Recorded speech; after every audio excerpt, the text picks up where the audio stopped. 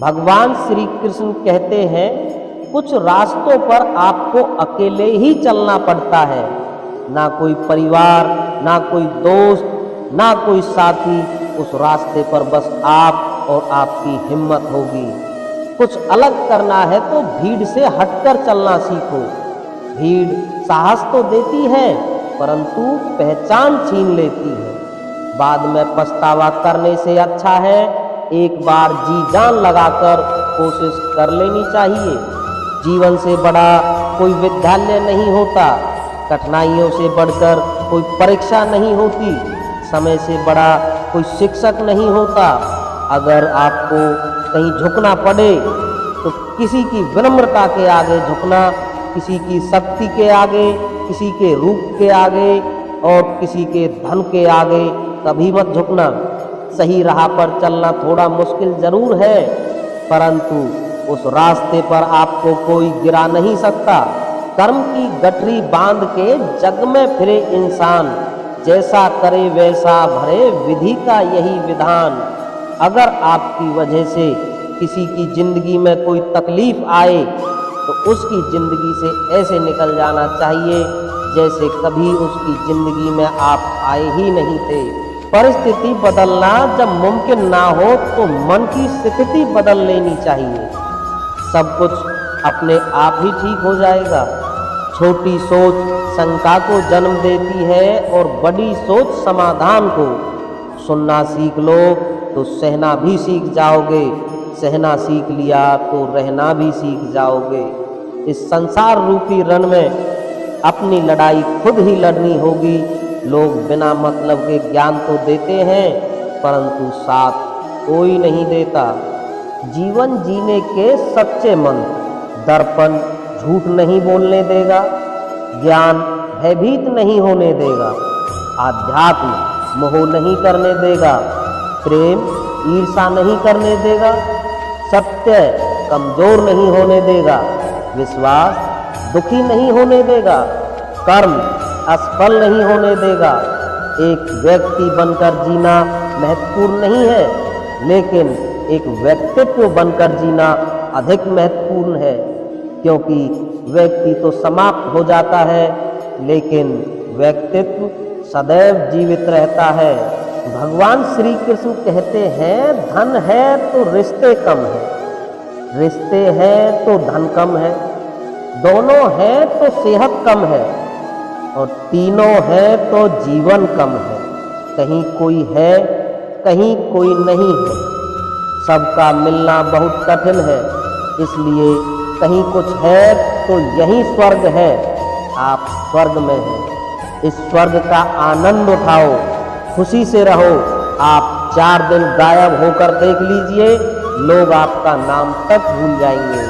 इंसान सारी जिंदगी इस धोखे में रहता है कि वह लोगों के लिए अहम है, बल्कि हकीकत यह है कि आपके होने और ना होने से किसी को कोई फर्क नहीं पड़ता।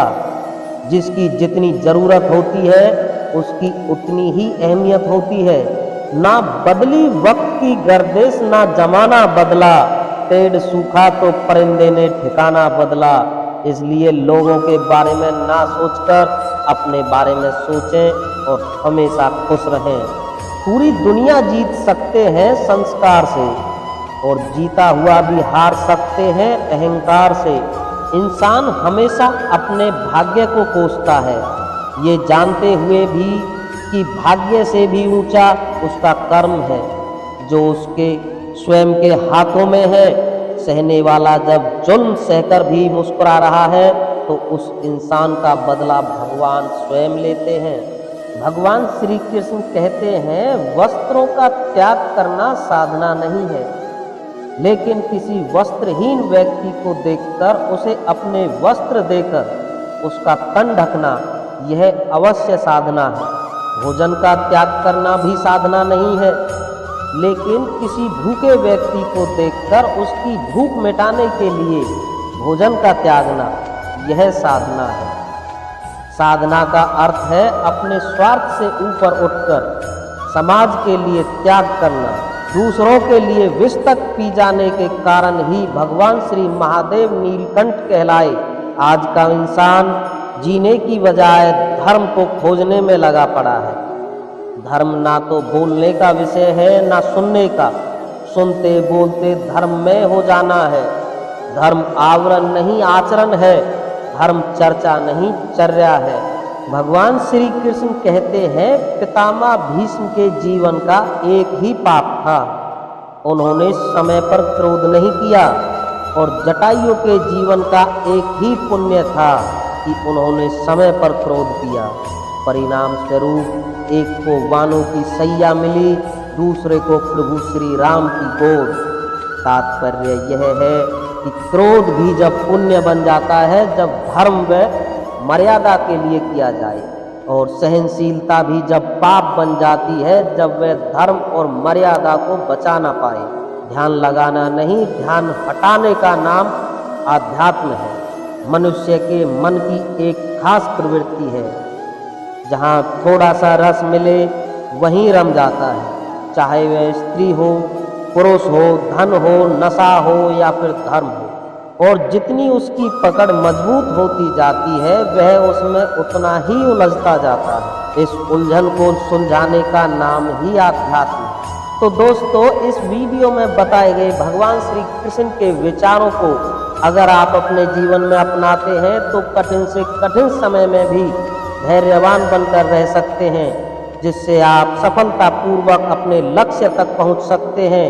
तो दोस्तों, फिर मिलते हैं नेक्स्ट वीडियो में, तब तक के लिए जय श्री कृष्ण।